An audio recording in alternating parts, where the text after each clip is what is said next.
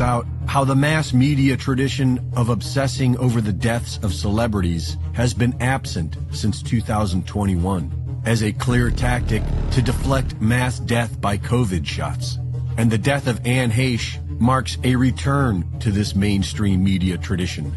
And the whole story is very strange. Just before the crash, Heche visited the Glass Hair Design Salon in Venice and purchased a red wig, where she posed for a picture with the salon's owner, who did not notice her to be impaired in any way. Minutes later, Heche crashed into an apartment complex where residents tried helping her out of the vehicle before the car was put in reverse and sped off. Videos then show her car recklessly speeding down a residential street and nearly hitting a pedestrian. She then hits a car before finally crashing the Mini Cooper into a house where it bursts into flames. But this is where the story gets really strange. While being carried to the ambulance, we see that her legs are secured, and she is covered in what looks like a cloth body bag. We are told that she couldn't breathe, and yet they covered her face. And the reason these details were noticed is because we see her become fully conscious while frantically trying to escape the body bag and leg straps. Nothing was reported about this, and Heche's former boyfriend said that Anne was stable and expected to pull through.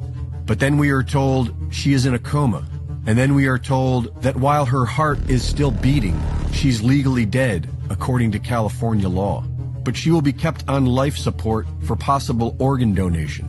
And then, right in the middle of the ancient 3-day festival to honor the goddess Diana, known as Nemoralia, they pull the plug on Anne Heche and let her die.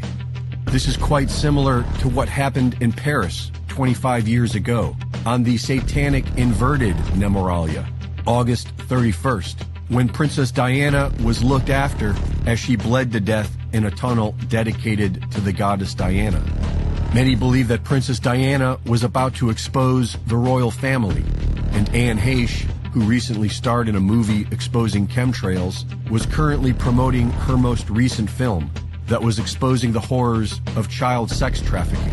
Child sex trafficking, along with all human trafficking, is the biggest business in the world. The slavery business is at an all-time high, and the thugs who run it are known for their satanic rituals. Ritual murders have always been, at a base level, a form of crowd control. The Anne Heche story has caused many to look back into the mysterious death of Michael Hastings. Journalist Michael Hastings had just published a story for Rolling Stone that resulted in the resignation of commander of U.S. forces in Afghanistan, and was working on a story of CIA Director John Brennan.